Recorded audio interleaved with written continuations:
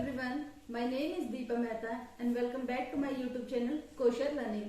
Students, आज हम अपने मैथ्स का chapter number 13 surface area and volume के बारे में समझेंगे कि surface area and volume actually में होता क्या है।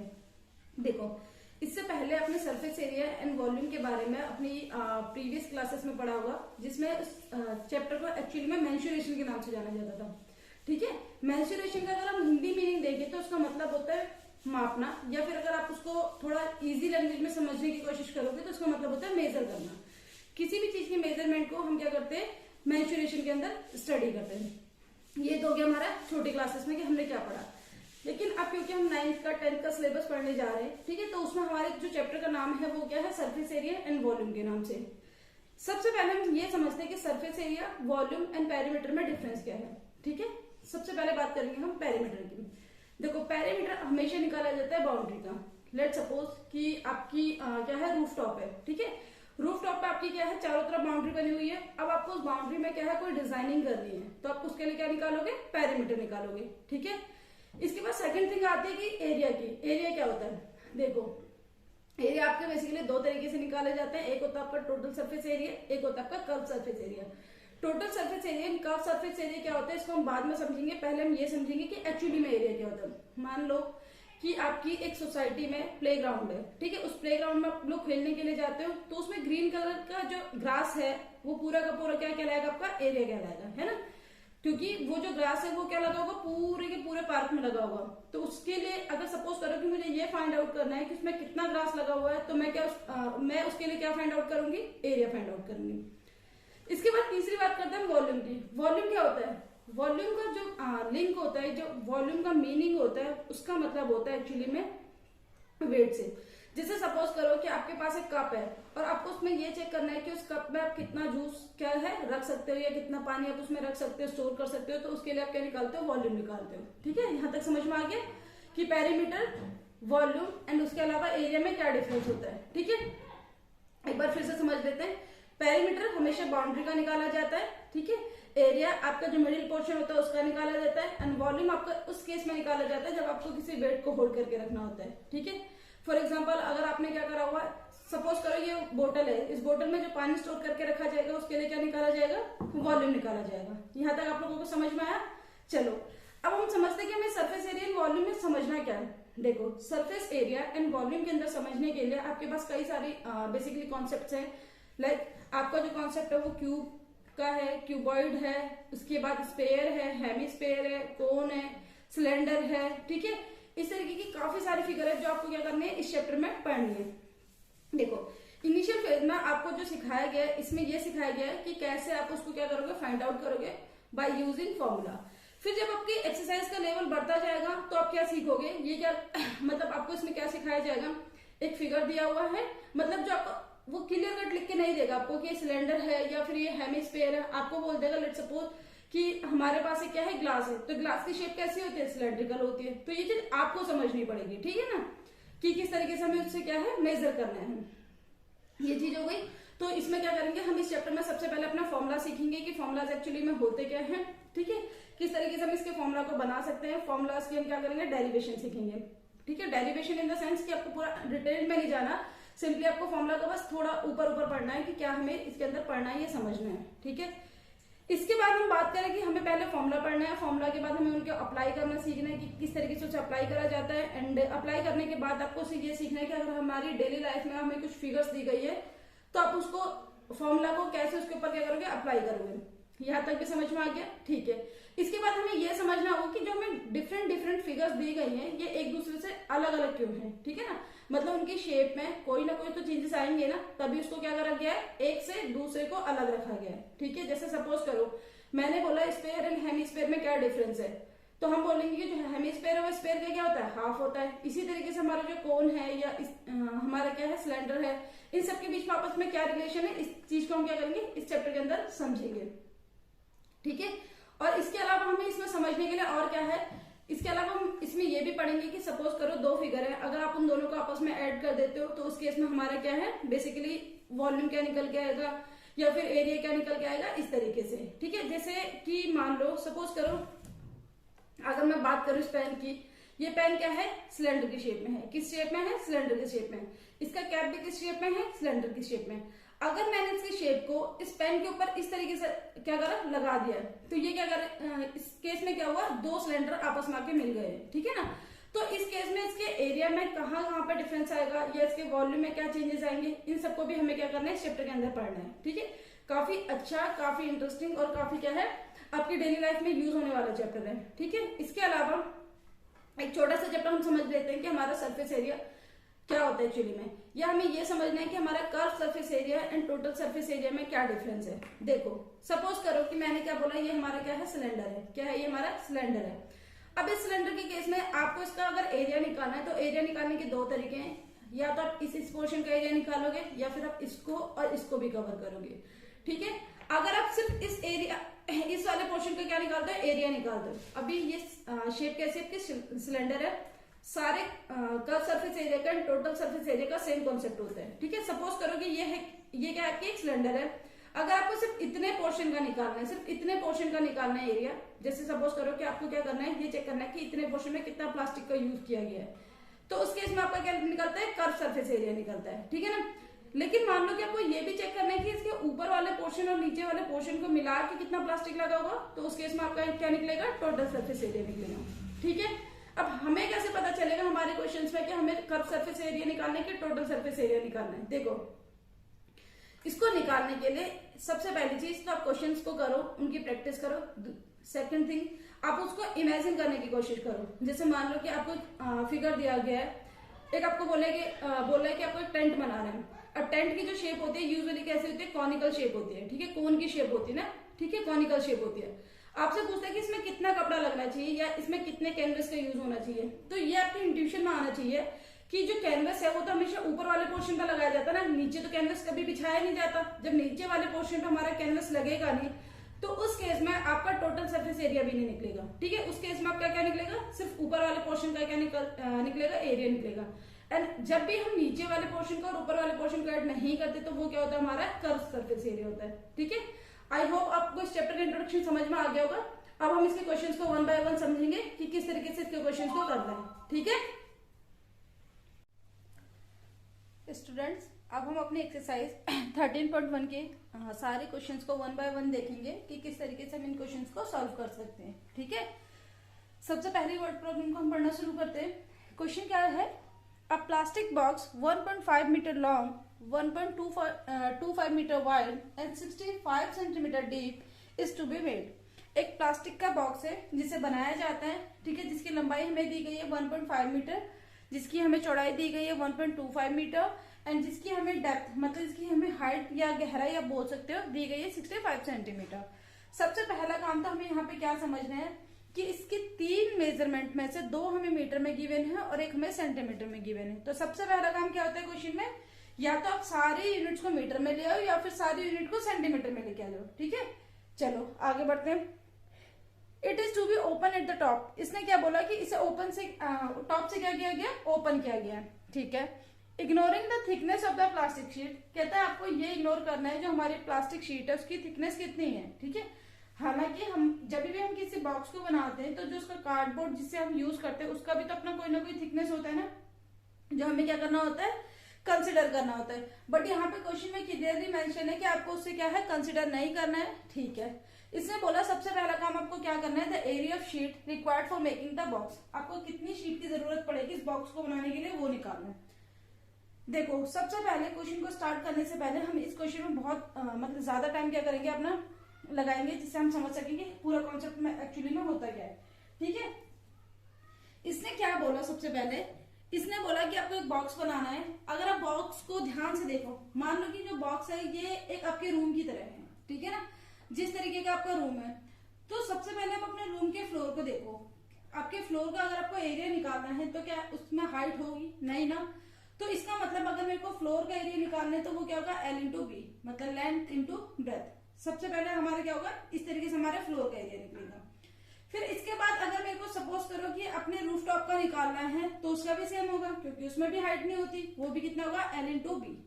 ये चीज हमें समझ में आ गई। चलो अब आप मान के चलो कि आपकी जो वॉल है, मतलब 4 वॉल्स होती है एक रूम में, अगर आपकी जो वॉल है एक वॉल में क्या होती है, लेंथ होती है, और एक वॉल में क्या होती है, आपकी ब्रेथ होती है। मतलब एक में लंबाई होती है और एक में चौड़ाई होती है। लंबाई और चौड़ाई दोनों जो मेजरमेंट है वो एक ही वॉल पे नहीं हो सकते। जैसे मान लो कि सपोज करो जिस वॉल की तरफ अभी आप फेस करके खड़े हो, सपोज करो कि वो क्या है, लेंथ है उसकी, ठीक है, उस वाली वॉल में क्या है, लेंथ है, तो जो आपकी अदर साइड होगी वो क्या होगी, उसकी हाइट होगी, ठीक है। सेम केस हमारा क्या होगा, ऑपोजिट वॉल में भी होगा, ठीक है। मतलब आपके सामने वाली वॉल का जो ऑपोजिट वॉल होगा उसमें भी सेम कॉन्सेप्ट होगा। मतलब अगर आपको इनके एरिया निकालने तो क्या कितना होगा, L into H, L into H, ठीक है। इसके बाद अगर आप अपने left hand side and right hand side पे देखोगे तो जो वॉल्स होंगी ना उसमें क्या होगी, ब्रेथ होगी और हाइट होगी। इसका मतलब वो भी कितना होगा, B into H, B into H. I hope कि आपको समझ में आ गया होगा कि इन 6 वॉल्स में हम 1 बाय 1 एरिया कैसे निकालेंगे, ठीक है। फ्लोर में एंड आपके रूफ टॉप में क्योंकि हाइट नहीं होती तो इनका एरिया कैसे होता है, L इंटू बी, ठीक है। आपके फ्रंट साइड पे और आपके बैक साइड पे आपके फेस के अगर आप उसको लेंथ कंसीडर कर रहे हो तो इनका एरिया होगा L into H, L into H. And आपके राइट हैंड साइड एंड आपके लेफ्ट हैंड साइड में जो वॉल्स होंगी क्योंकि उसमें लेंथ नहीं होती उसमें ब्रेथ होगी, तो उसको हम कितना मानेंगे, B into H and B into H. I hope आप लोगों को समझ में आ गया होगा। अब इस क्वेश्चन में क्या कहता है कि आपका जो बॉक्स है, मैंने आपको बताया था कि जिस तरीके से हमने रूम का निकाला इसी तरीके से हम क्या करेंगे, बॉक्स का भी निकालेंगे। आपका जो बॉक्स है वो भी तो रूम की तरह है ना, लेकिन ये कहता है कि ऊपर से ये क्या है, ओपन है। जब ये ऊपर से ओपन है तो क्या हमें इसमें कार्डबोर्ड या फिर शीट लगाने की जरूरत है, नहीं। जब इसमें हम शीट लगाएंगे नहीं तो क्या हम उसका एरिया कंसिडर करेंगे, वो भी कंसिडर नहीं करेंगे। तो फिर हम इसको कैसे निकालें, इसको निकालने के दो तरीके हैं। या तो आप क्या करो, इसमें कर्व सरफेस एरिया निकालो। कर्व सरफेस एरिया का मतलब होता है आपको चारों वॉल्स का निकाल के ऐड कर देना है, बट आपको रूफ टॉप को कंसिडर नहीं करना और आपको फ्लोर को कंसिडर नहीं करना, ठीक है।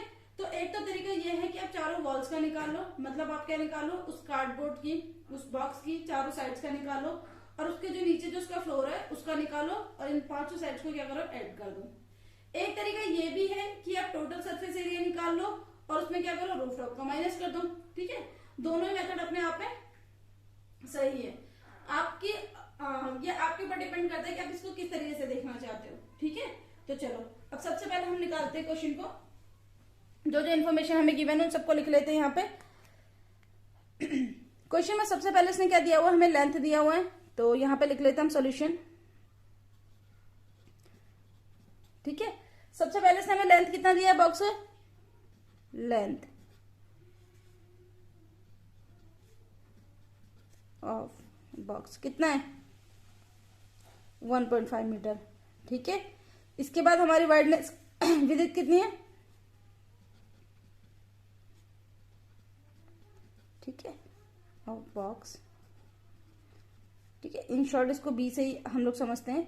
ये कितना हो जाएगा हमारा 1.25 मीटर, ठीक है। इसने वर्ड वाइड यूज करा इसीलिए हमने विड्थ लिख दिया, अदरवाइज आप उसको ब्रेथ भी कंसीडर कर सकते हो, कोई इश्यू नहीं है, ठीक है। चलो इसके बाद हमारी डीप मतलब हाइट कितना है, हाइट ऑफ बॉक्स ये कितना आपका 65 सेंटीमीटर, 65 सेंटीमीटर। अब यहाँ पे समझने वाली बात क्या है कि ये भी मीटर में, ये भी मीटर में, बट ये सेंटीमीटर में, तो हम क्या करेंगे, इसको भी क्या करेंगे, मीटर में लेके आ जाएंगे। क्या हम इसको सेंटीमीटर में लेके नहीं जा सकते, इसको सेंटीमीटर में भी लेके जा सकते हैं, बट जब आप इसका सेकंड पार्ट देखोगे ना तो उसमें आपको कॉस्ट भी निकालना है, और आपको जो कॉस्ट दिया हुआ है वो किसका दिया हुआ है, मीटर स्क्वायर का दिया हुआ है। तो फिर हमें अननेसेसरी क्या करना पड़ेगा, पहले हम मीटर की सारी वैल्यू को सेंटीमीटर में लेके जाएंगे, फिर सेंटीमीटर की मीटर में लेके आएंगे, तो बेहतर है कि हम इसी को पहले मीटर में लेके चले जाते हैं, ठीक है। चलो अगर हम इसको क्या करेंगे, मीटर में लेके जाएंगे तो हमें क्या करना पड़ेगा, 65 सेंटीमीटर डिवाइड बाय 100 मीटर हो जाएगा, और ये कितना हो जाएगा 0.65 मीटर, ठीक है। सेंटीमीटर को मीटर में कन्वर्ट करने के लिए कितने से डिवाइड करना पड़ता है, 100 से, ठीक है। अब हमें क्या निकालना है, area of sheet required for making the box. तो सबसे पहले इसका फर्स्ट पार्ट निकालते हैं, area of sheet required for making box, making box, ठीक है। यहाँ पे कैसे निकालेंगे, देखो अभी मैंने आपको दो तरीके एक्सप्लेन करे थे, कैसे, या तो चारों वॉल्स का निकालो और फ्लोर का ऐड कर दो, या फिर टोटल सरफेस एरिया निकाल के रूफ टॉप का माइनस कर दो। रूफ टॉप का माइनस क्यों करना है, क्योंकि ओपन क्या है, टॉप से क्या है, ओपन है, तो हम इसका फर्स्ट वाला हम क्या करेंगे, ऑप्ट करेंगे कर्व सरफेस एरिया निकाल के एरिया क्या कर देंगे, बेस का एरिया ऐड कर देंगे। ठीक है, तो हम यहाँ पे क्या निकालेंगे, इस तरीके से लिख लेते हैं, curve surface area of box plus area of base. Area of base का मतलब जो बॉक्स का जो बेस होगा उसका एरिया निकालना है। ठीक है, कर्व सरफेस एरिया क्या होता है बताओ, आपका जो शेप है अगर इसकी तीनों मेजरमेंट अलग अलग है तो इसकी शेप कैसी हो गई, क्यूबॉइड की शेप हो गई। ठीक है, किसकी शेप हो गई, क्यूबॉइड की। एंड क्यूबॉइड का आपका जो एरिया होता है कर्व सरफेस एरिया वो कितना है, 2 into height into L plus B. ठीक है, एंड एरिया ऑफ बेस कितना हो जाएगा, L into B. I hope यहां तक समझ में आ गया होगा। थोड़ा सा आगे बढ़ते हैं क्वेश्चन में। ठीक है, अब हमें क्या करना है, 1 बाय 1 इसका क्या करना है, वैल्यू पुट करना है। हाइट कितना है आपके पास, 0.65 मीटर। एल कितना है आपके पास, 1.5 मीटर। इसके बाद बेस कितना है आपके पास, 1.25 metre plus L into B कितना हो जाएगा आपके पास, एल कितना है 1.5 मीटर इंटू 1.25 मीटर। ठीक है, इतना समझ में आया। चलो अब क्या है, इसमें सारा कैलकुलेशन का पार्ट रहता है। 0.65 को अगर आप मल्टीप्लाई करोगे 2 से तो कितना आएगा, 65 का डबल कितना होता है 130। बट इसमें 2 नंबर से पहले पॉइंट लगा तो हम भी क्या करेंगे, 2 नंबर से पहले पॉइंट लगा देंगे। तो यहाँ पे कितना आएगा 1.30 मीटर। एंड इन दोनों का अगर हम ऐड करेंगे तो कितना हो जाएगा, 1.5 का मतलब कितना होता है 1.50। 1.50 को अगर आप 1.25 में ऐड करोगे तो कितना आएगा आपका 1 and 1 2 and 0.50 plus 0.25 is 0.75. It means 2.75. It means 2.75 metre. इसी तरीके से यहाँ पे हमें क्या करना है, मल्टीप्लाई करना है 1.50 और उसके बाद आपको मल्टीप्लाई करना है 1.25 को। अगर आप इसको मल्टीप्लाई करोगे तो यह आएगा 1.875 मीटर स्क्वायर। अब यहाँ पे समझने वाली बात है मीटर स्क्वायर क्यों आएगा, क्योंकि ये भी मीटर में और ये भी मीटर में। जब 2 मीटर आपस में मल्टीप्लाई होते हैं तो क्या बनाते हैं, मीटर स्क्वायर। ठीक है, एक आइडेंटिटी आपने पढ़ी होगी ना कि अगर हमारी क्या होता है बेस सेम हो, सॉरी जो हमारी बेस सेम होती है उनकी पावर्स क्या हो जाती है, आपस में ऐड हो जाती है। ठीक है, चलो अब हम इन दोनों को मल्टीप्लाई करेंगे। अगर आप इन दोनों को मल्टीप्लाई करोगे तो आपका कितना आएगा, इसको मल्टीप्लाई करके आएगा 3.575 metre square and this is 1.875 metre square. ठीक है, अब हमें क्या करना है, फाइनली इन दो वैल्यूज को क्या करना है, ऐड करना है। ठीक है, क्या करना है, इन दोनों को ऐड करना है। अगर आप इन दोनों को ऐड करोगे तो आपका ऐड करके आएगा 5.450 मीटर स्क्वायर। 5.450 metre square. अब हम इसको ऐसे ही रहने दें या इसको चेंज करें, बताओ। इसको ऐसे ही रहने दें, चेंज करें। देखो आप इसको 5.450 मीटर स्क्वायर लिखो या फिर आपको क्या करना चाहिए, देखो आपकी ना मतलब एक हैबिट होनी चाहिए कि आपके आंसर में कंसिस्टेंसी आना बहुत जरूरी है। ठीक है, आप एक क्वेश्चन को किस तरीके से टैकल करते हो ये आपको समझ में आना या फिर हैबिट में होना जरूरी है। जैसे मेरी हैबिट क्या है कि मेरे को पॉइंट के बाद हमेशा 2 डिजिट रखनी होती है और हमारे जो टीचर्स हैं ये वो भी हमें क्या बताते हैं, यही चीज बताते थे कि आपको आंसर को अननेसेसरी लेंथी नहीं करना, कंफ्यूजिंग नहीं करना। तो आप क्या करो, पॉइंट के बाद सिर्फ 2 डिजिट रखो। जब आप इसमें पॉइंट के बाद सिर्फ 2 डिजिट रखोगे तो आपको कितना आ जाएगा, ये हो जाएगा 5.45 मीटर स्क्वायर। ये क्या हो गया, फर्स्ट पार्ट का आंसर हो गया। ठीक है, आई होप आप लोगों को समझ में आ गया होगा। अब हम क्या करते हैं, इसके सेकंड पार्ट को सॉल्व कर लेते हैं। ठीक है, क्या करेंगे, इसके सेकंड पार्ट को सॉल्व कर लेंगे। यहां पे एक लाइन ड्रॉ कर लेते हैं इस तरीके से। ठीक है, इसके सेकंड पार्ट को सॉल्व करते हैं। ये इसका फर्स्ट पार्ट था ये। अब इसके क्या करना है, सेकंड पार्ट को सॉल्व करना है। देखो सेकंड पार्ट में निकालना क्या है, आपको निकालना है cost of sheet for it if the sheet measuring 1 metre square cost rupees 20। अगर 1 मीटर शीट को खरीदने जाओगे तो आपको 20 रुपीज पे करना पड़ेगा। बट हमें कितनी खरीदनी है, हमें तो 5.45 मीटर स्क्वायर खरीदनी है ना। तो हम क्या करेंगे, एरिया को कॉस्ट से मल्टीप्लाई कर देंगे। तो यहाँ पे लिखेंगे कॉस्ट ऑफ शीट, यहाँ पे सेकंड पार्ट करना है, ठीक है। यहाँ पे लिखेंगे cost of sheet equals to क्या हो जाएगा, एरिया ऑफ बॉक्स, ठीक है। इसके बाद लिखेंगे यहाँ पे कॉस्ट पर मीटर स्क्वायर, ठीक है। यहाँ तक समझ में आया। एरिया ऑफ बॉक्स कितना आपका 5.45, क्योंकि मीटर स्क्वायर की जगह आप वैल्यू क्या पुट करने वाले हो 20, तो यहाँ पे लिखेंगे 20, ठीक है। अब 5.45 को आपको मल्टीप्लाई करना है किससे, 20 से। अगर आप 5.45 को मल्टीप्लाई करोगे 20 से तो आपका कितना निकल के आएगा, देखो 5 को मल्टीप्लाई करो 20 से, फिर 0.45 को मल्टीप्लाई करो 20 से, ठीक है। और उन दोनों को ऐड कर दो, इसी तरीके से नंबर को ब्रेक करके हमें ऐड करना है। तो सबसे पहले अगर हमने 5 को मल्टीप्लाई करा 20 से कितना आया 100, 5 उसके बाद 0.45 को अगर मैंने मल्टीप्लाई करा 20 से कितना आया 9, तो 100 प्लस 9 इज 109, कितना हो जाएगा 109।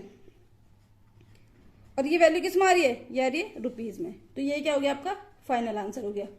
आई होप आप लोगों को क्वेश्चन अच्छे से समझ में आ गया होगा। इस क्वेश्चन में जितनी चीजें एक्सप्लेन करनी चाहिए थी वो मैंने आपको 1 बाय 1 सारी क्या कर दी, एक्सप्लेन कर दी है, ठीक है। चलो अब हम नेक्स्ट क्वेश्चन की तरफ मूव करते हैं।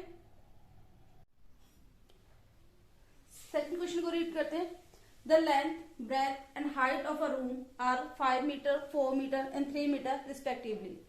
हमें क्या बताया हुआ है कि एक रूम है जिसका लेंथ कितना है 5 मीटर है, ब्रेथ कितना है 4 मीटर है एंड हाइट कितना है 3 मीटर है, ठीक है। रिस्पेक्टिवली का मतलब होता है जो वर्ड पहले लिखा हुआ है उसका मेजरमेंट भी पहले ही लिखा होगा, ठीक है।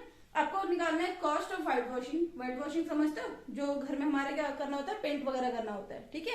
White washing the walls of the room कहता है and ceiling at the rate of 7.5 पर मीटर स्क्वायर। मतलब आपको अपने इस रूम को क्या करना है, बेसिकली पेंट करवाना है, जिसमें कहता है कि जो पेंट होगा वो 4 वॉल्स होंगी एंड सीलिंग होगी। फ्लोर पर तो पेंट होता नहीं है, ठीक है। और उसने क्वेश्चन में मेंशन भी कर दिया क्लियरली कि 4 वॉल्स पर होगा और एक सीलिंग पर होगा। और जो हमारा कॉस्ट आएगा वो कितना आएगा 7.50 पर मीटर स्क्वायर के हिसाब से आपकी क्या निकल के आएगी, कॉस्ट निकल के आएगी। कहता है आपको टोटल कॉस्ट बतानी है, ठीक है।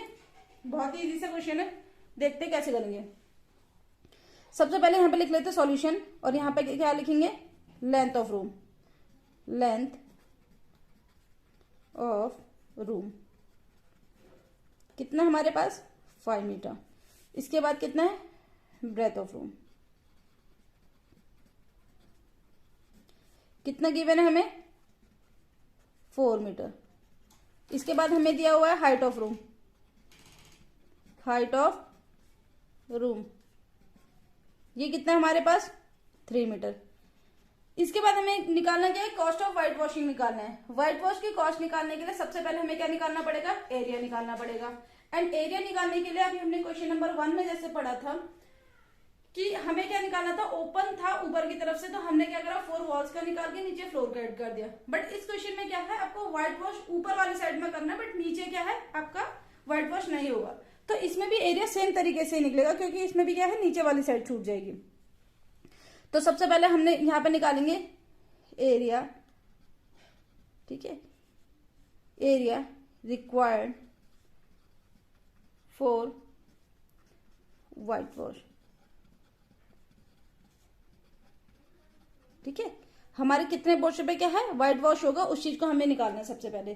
तो कैसे निकालेंगे, 4 वॉल्स का निकालेंगे। 4 वॉल्स का कैसे होगा, ऐसे निकलेंगे, लिखेंगे curve surface area of room, ठीक है।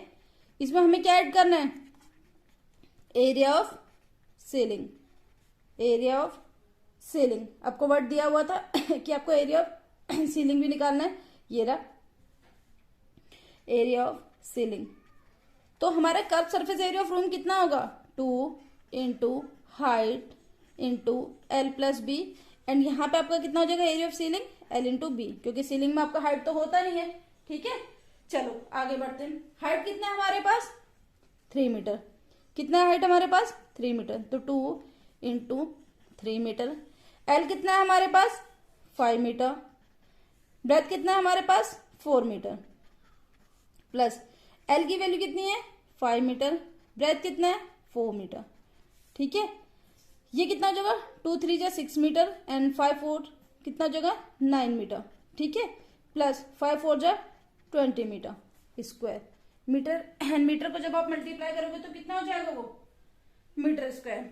6 9 जा 54, 6 9 से कितना हो जाएगा 54 metre square, and plus 20 metre square, तो ये कितना हो जाएगा आपके पास 74 मीटर स्क्वायर। आई होप यहां तक समझ में आ गया होगा। अब हमें क्या निकालना है, क्वेश्चन की रिक्वायरमेंट क्या थी, उसे कॉस्ट चाहिए। क्या चाहिए उसे, कॉस्ट ऑफ व्हाइट वॉशिंग। तो यहां पे क्या निकालेंगे, अपनी कॉस्ट निकाल लेंगे,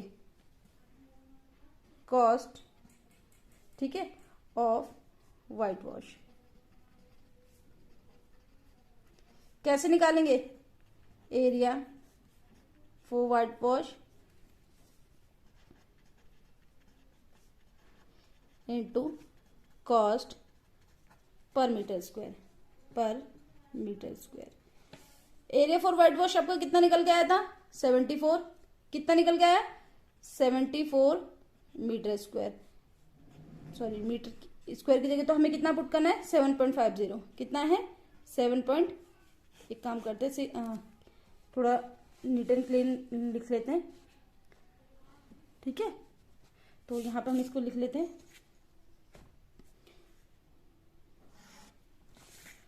सबसे पहले यहाँ पे एरिया कितना था हमारा 74 एंड कॉस्ट कितना हमारा 7.50 रुपीज में निकल के आएगा।